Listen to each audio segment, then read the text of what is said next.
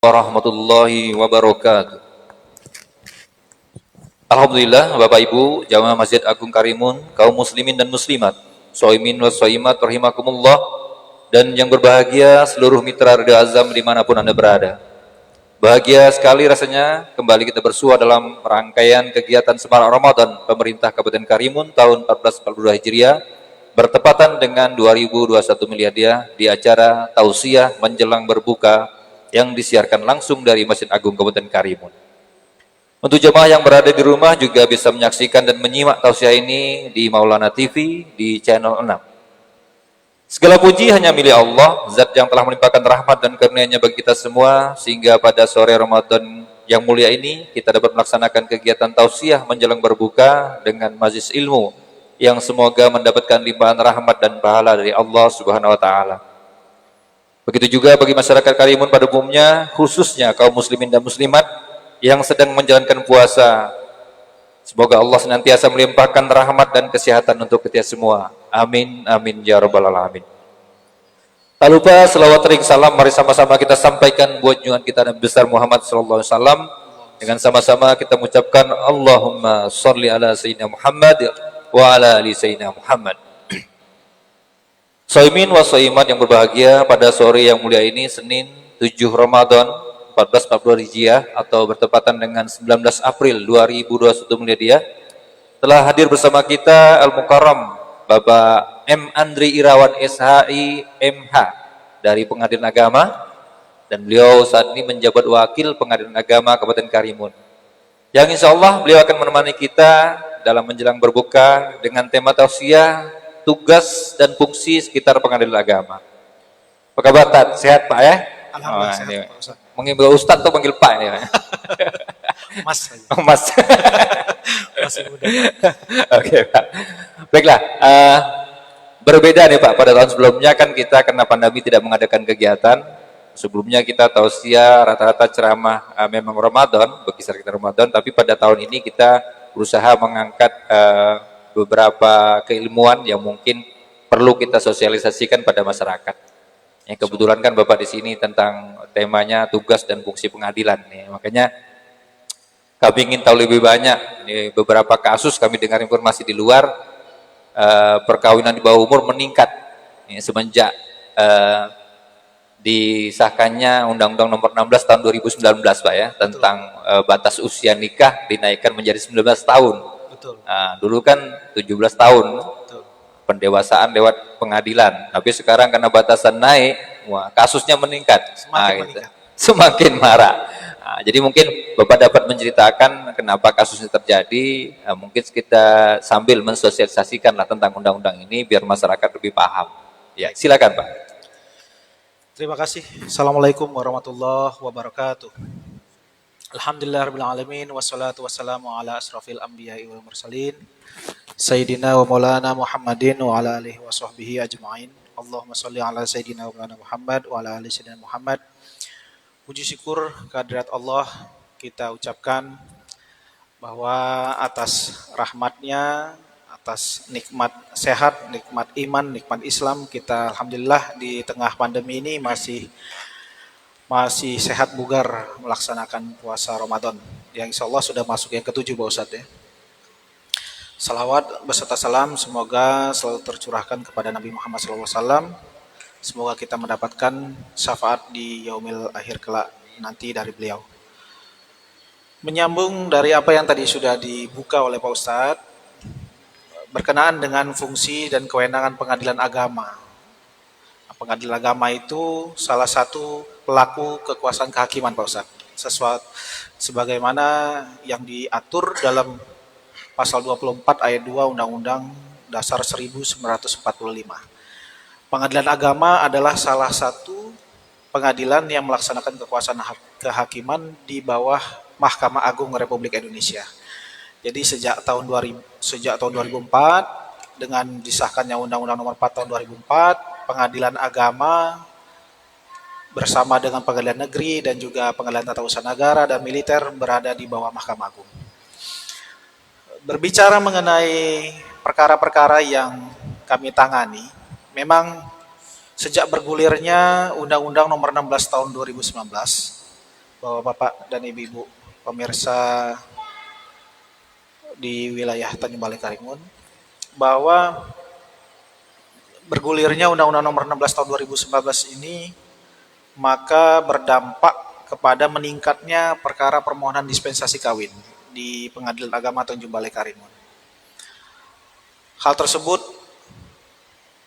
dilatar belakangi oleh putusan MK yang kemudian disahkan menjadi Undang-Undang Nomor 16 Tahun 2019, kemudian menyusul Peraturan Mahkamah Agung Nomor 5 Tahun 2019. Jadi batasan usia yang dirubah oleh Undang-Undang Nomor 16 Tahun 2019 yang sebelumnya yaitu perempuan 16 tahun dan laki-laki 19 tahun, saat ini berubah menjadi perempuan 19 tahun dan pria 19 tahun juga ya Ustaz. Jadi putusan MK ini bermaksud supaya ada kesamaan umur antara pria dan wanita, tidak ada perlakuan yang berbeda di muka hukum. Itulah yang menjadi rasio desidendi ataupun yang menjadi reasoning Majelis Hakim Konstitusi untuk merubah undang-undang. Jadi perubahan itu ternyata secara sistemik mempengaruhi kultural dan perubahan sosial di masyarakat. Selama ini masyarakat yang perempuannya berusia 16 tahun dan prianya 19 tahun sudah dapat dilakukan pencatatan perkawinan. Tapi sejak bergulirnya Undang-Undang 16 tahun 2019 ini, yaitu disahkan sejak bulan Oktober 2019, sejak saat itu secara efektif maka pernikahan hanya dapat dilakukan oleh pria maupun wanita yang berusia 16 tahun dan 19 tahun. Maka secara tidak langsung masyarakat yang belum mengetahui adanya perubahan tentang usia batas pernikahan ini, yaitu yang perempuan di bawah usia 19 tahun, mereka tidak dapat melakukan pernikahan Pak Ustadz. Ini juga yang menjadi latar belakang meningkatnya perkara permohonan dispensasi kawin di Pengadilan Agama. Kemudian secara kultural juga di masyarakat kita masih banyak pernikahan dini atau pernikahan di bawah umur. Terlepas apakah memang karena perubahan undang-undang, tapi memang kenyataan sosial di masyarakat kita, ternyata masyarakat kita itu banyak sekali yang melakukan praktek pernikahan dini. Hal tersebut dilatar belakangi beberapa faktor ataupun beberapa sebab yang menjadi dasar permohonan di Pengadilan Agama Tanjung Balai Karimun. Ada beberapa di antaranya yang sudah, mohon maaf, married because of accident atau hamil di luar nikah. Kemudian ada beberapa di antaranya yang sudah pernah melakukan hubungan seks di luar nikah tapi tidak hamil. Kemudian ada juga di antaranya sudah orang tuanya belum tahu adanya perubahan undang-undang. Dan juga yang terakhir, kalau berdasarkan data laporan perkara di Pengadilan Agama Tanjung Balai Karimun tahun 2020, yang paling sedikit karena adanya kekhawatiran orang tua akan pergaulan anaknya yang menjurus kepada perbuatan-perbuatan yang dilarang oleh agama. Jadi demikian mungkin kira-kira alasan-alasan beberapa faktor yang menjadi sebab kenapa banyaknya perkara permohonan dispensasi kawin. Sebagai data record yang sudah masuk di register perkara Pengadilan Agama Tanjung Balai Karimun tahun 2020, ini menarik sekali Pak Ustadz. Kalau kita mau melihat lonjakannya ya. Secara nasional itu kan Undang-Undang 16 tahun 2019 disahkan bulan Oktober 2019.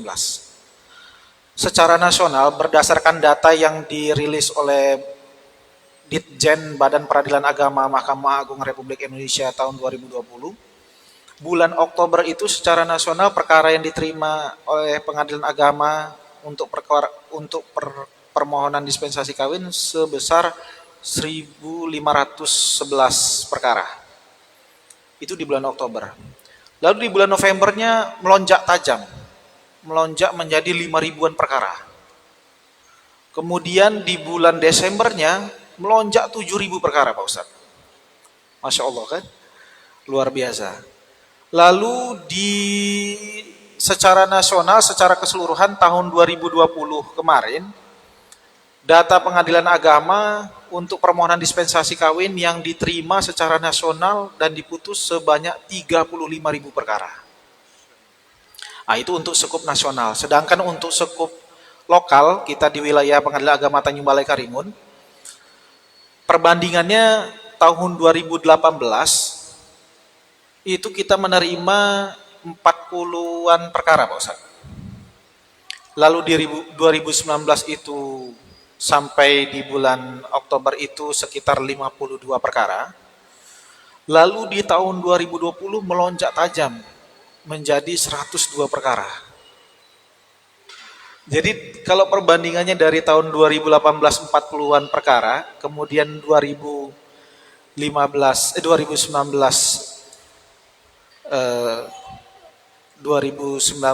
itu sebanyak 52 perkara, lalu di tahun 2020-nya 102 perkara.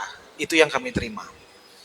Dan dari 102 perkara itu 97 perkara kami kabulkan dan 5 perkara itu cabut karena memang mungkin karena banyak faktor-faktor, salah satunya nasihat dari majelis hakim. Dari 97 perkara yang kami kabulkan itu, Pak Ustadz, atau 102 perkara yang kami terima dan kami putus di tahun 2020 itu, 79 perkara itu diajukan permohonan dispensasi kawin dengan alasan karena si perempuan sudah hamil duluan. Ini prioritas, ini angka yang paling tinggi ini, Pak Ustaz. Lalu di ranking yang kedua disebabkan karena sudah melakukan hubungan di luar nikah tapi tidak hamil. Kemudian ketiga karena kekhawatiran orang tua dan lain sebagainya. Nah, ini seharusnya menjadi concern ataupun perhatian kita bersama agar kita bersama-sama menanggulangi semakin tingginya dan semakin maraknya permohonan dispensasi kawin ini, Pak Ustadz. Begitu.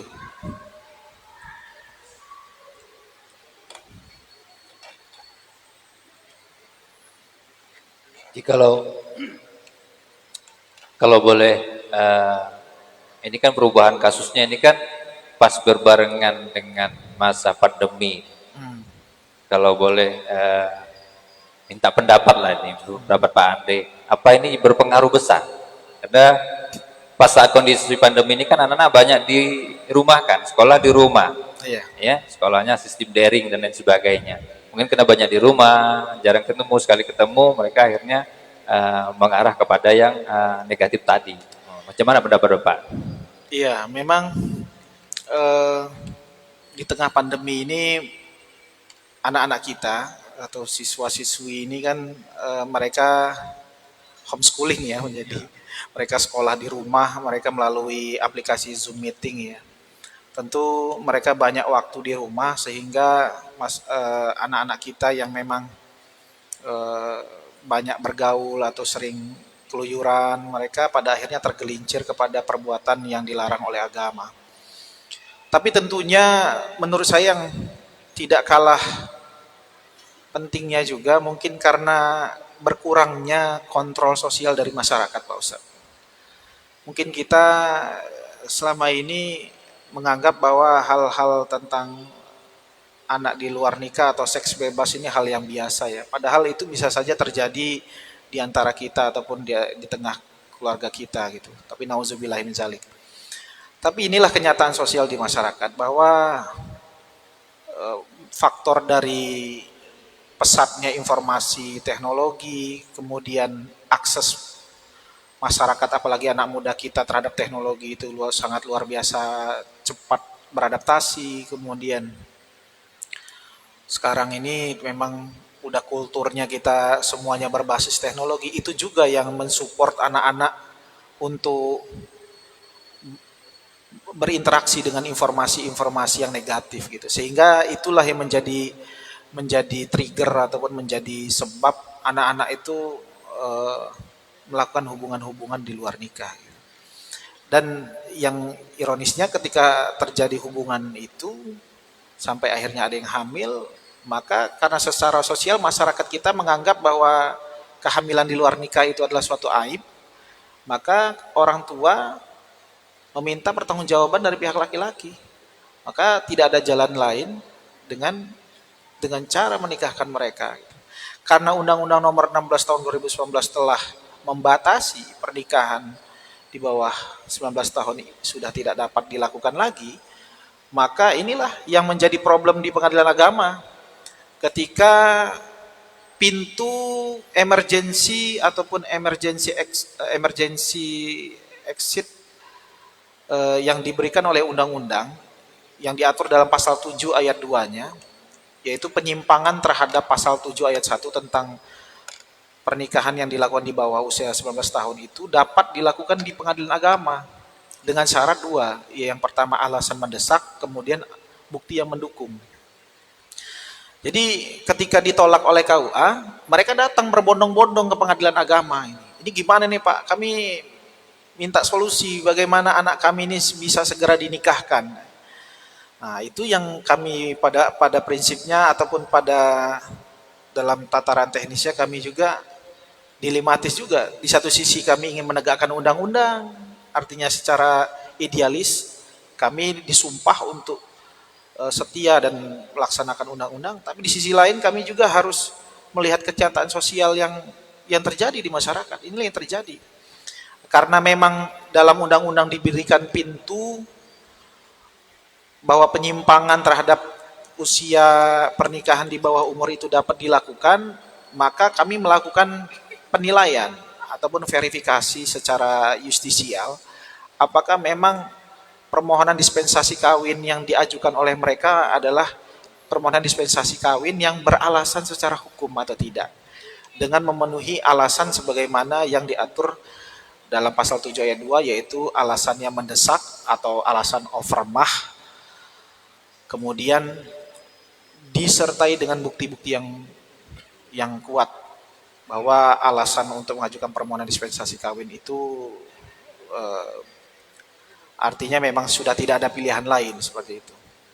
Nah, inilah yang pada akhirnya kami pun ketika banyaknya permohonan dispensasi kawin itu yang didasari oleh alasan hamil di luar nikah ini, pada akhirnya kami harus memilih kenyataan sosial bahwa ternyata demi mengedepankan aspek perlindungan hukum bagi si anak, kemudian juga bagi keluarga, martabatnya, harga diri keluarganya, moralitas si perempuan yang sedang hamil, maka kami tidak ada pilihan lain selain untuk memberikan dispensasi kawin itu. Ketimbang perkara permohonan dispensasi kawin ini kami tolak. Kalau mereka kami tolak, Pak, mereka akan lari ke kiai kampung. Mereka akan nikah secara siri. Nah, kalau mereka nikah siri, nah ini yang menjadi problem lagi yang lebih besar. Dampaknya adalah ketika perempuan itu dinikahi secara siri, maka tidak ada perlindungan hukum yang diberikan oleh negara di situ. Bukan hanya bagi si perempuannya, juga bagi si anaknya juga. Nah, ini yang pada akhirnya menjadi posisi yang dilematis bagi kami, hakim-hakim di pengadilan agama maupun di pengadilan negeri yang menghadapi permohonan-permohonan dispensasi kawin. Jadi untuk data yang kami peroleh terakhir pada hari ini, tadi saya cek laporan perkara, di bulan April ini kita sudah menerima sebanyak 32 perkara, Pak Ustaz. Artinya setiap bulan ya khusus 32 perkara permohonan dispensasi kawin. Artinya dari 32 perkara tersebut, kalau kita sekarang sudah di bulan 4 ini ya, rata-rata per bulan 8 perkara, Pak. Artinya saya sepertinya meyakini nanti di akhir tahun akan lebih besar dibanding tahun 2020. Jadi sepertinya kita dari masyarakat, utamanya dari pemerintah daerah, kita harus duduk bersama, kemudian kita musyawarah, kemudian kita mencari solusi, mencari formula atau format yang tepat, yang efisien untuk mengurangi banyaknya permohonan dispensasi kawin ini yang lebih didominasi oleh faktor hamil di luar nikah. Gitu Pak Ustadz. Oke, kayaknya cukup jelas nih Pak bagi kami. Ini untuk bapak-bapak, ibu-ibu, jamaah, pemirsa Maulana TV, mungkin penjelasan yang cukup lengkap dari pengadilan agama ini dapat jadikan tarbiyah untuk kita, untuk memperhatikan pergaulan anak kita, memperhatikan anak kita ketika bermain gadget, mengkontrol mereka bermain gadget, jangan sampai mereka melihat situs-situs yang memang tidak pantas mereka lihat. Nah, mungkin ini saja mungkin Pak ya, cukup ya, saya Terima rasa kasih, ini Pak cukup untuk Ustadz. kita semua. Baiklah Bapak Ibu, jamaah Masjid Agung, kaum muslimin dan muslimat, shaimin shaimat, muslimin muslimiyat rahimakumullah, mitra di azam dimanapun Anda berada. Sebelum saya tutup kajian pada sore hari ini, kami atas nama panitia kegiatan Semarak Ramadan Masjid Agung Karimun 1442 Hijriah 2021 Miladiah mengucapkan selamat menanti waktu berbuka puasa. Semoga amal ibadah kita diterima oleh Allah Subhanahu wa taala. Amin. Amin. Baiklah Bapak Ibu, jamaah Masjid Agung, kaum muslimin dan muslimat, shaimin was shaimat, mustamin mustamiyat, mitra Radio Azam FM yang berbahagia, sambil menunggu waktu berbuka, marilah kita dengarkan lantunan ayat suci Al-Quran yang akan dibacakan oleh ananda kita, Cikal Aura Lestari. Akhir kata, saya Muhammad Jatim dan Pak Andre dari Pengadilan Agama undur diri. Jika ada salah silap mohon dimaafkan. Tetap jaga kesehatan, tetap disiplin menerapkan protokol kesehatan, senantiasa menggunakan masker, mencuci tangan dengan sabun atau hand sanitizer, dan menjaga jarak, serta menghindari dari kerumunan, serta mentaati himbauan dan anjuran pemerintah, serta para ulama. Semoga Allah SWT segera mengangkat wabah pandemi global ini. Amin, amin, ya rabbal Amin. alamin. Amin. Ya Rabbal Alamin. Subhanakallahumma wa bihamdika asyhadu an la ilaha illa anta astaghfiruka wa atubu ilaik. Wabillahi taufiq wal hidayah. Wassalamualaikum warahmatullahi wabarakatuh. Waalaikumsalam warahmatullahi.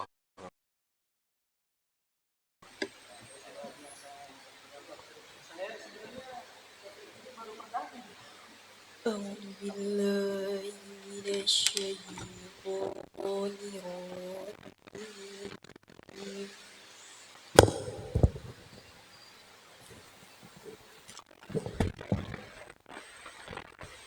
بسم الله الرحمن الرحيم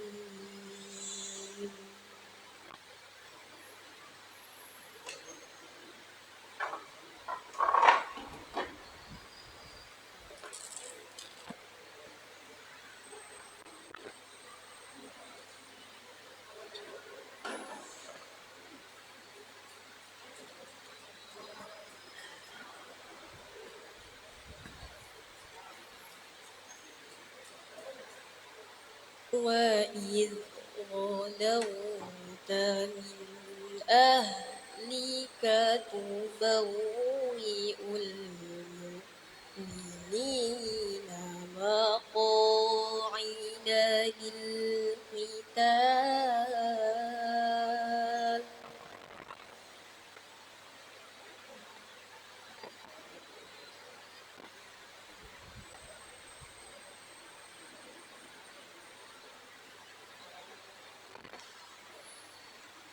والله سميع عليم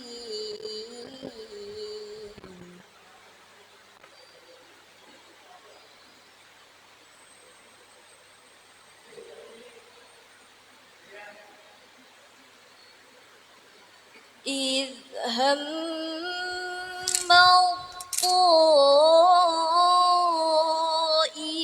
الطائفتان منكم أن تفشلا والله وليهما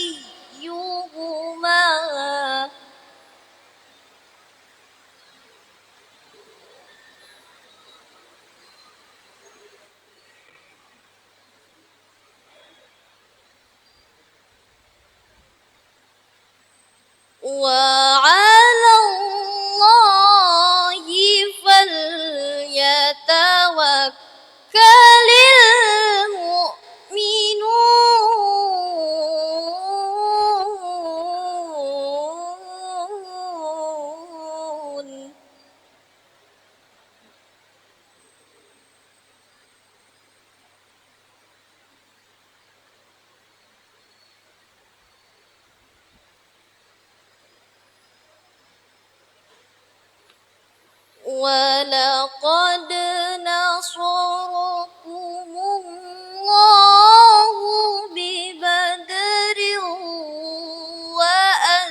وأنتم أذلة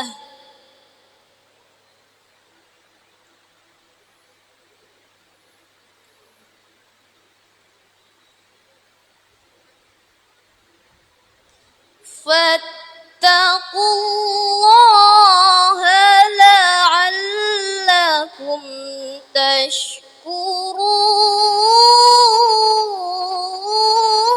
تشكرون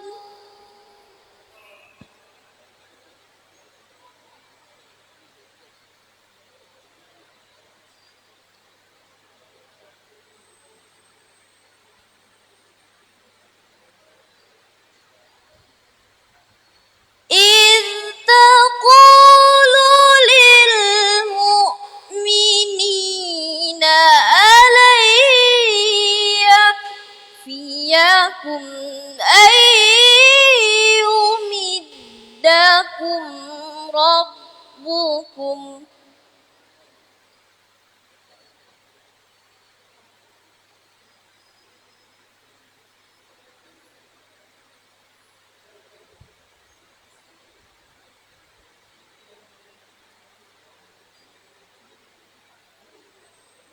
أن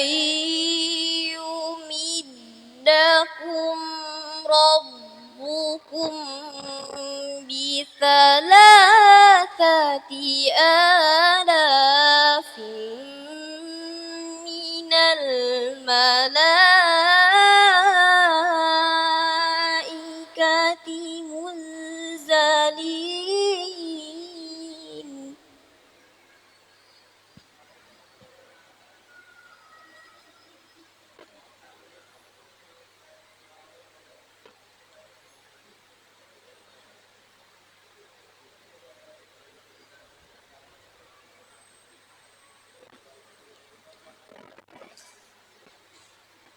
بلى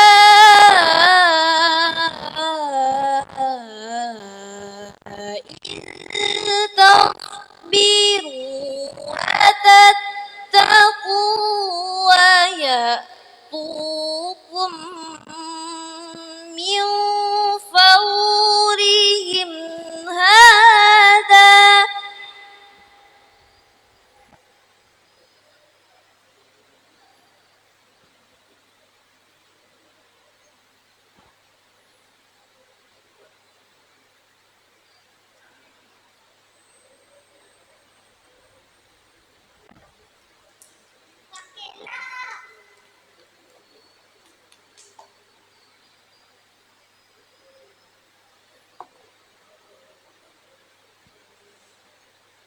هذا يمددكم ربكم بخمسة آلاف من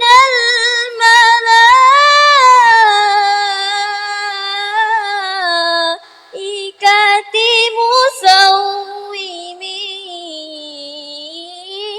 مسومين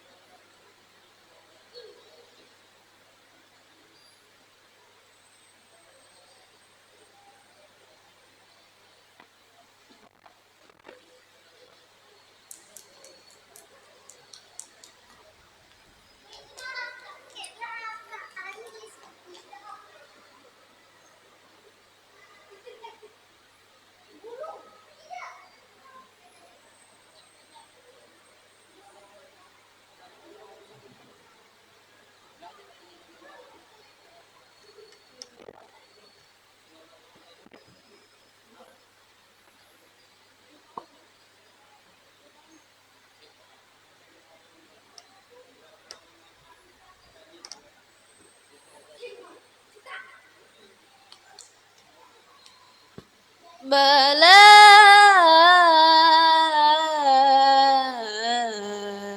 إن تصبروا وتتقوا ويأتوكم من فورهم هذا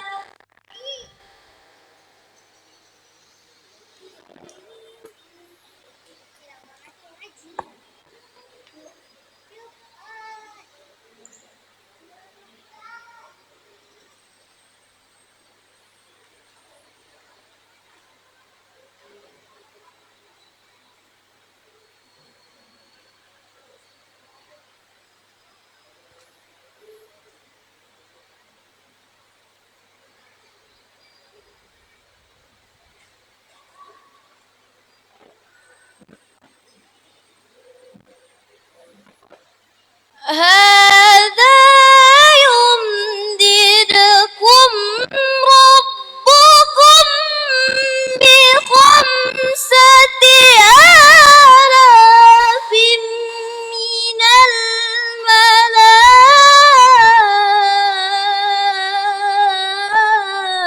الملائكة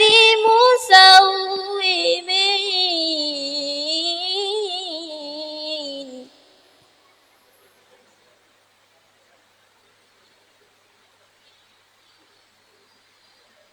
هذا يمددكم ربكم بخمسة آلاف من الملائكة مسومين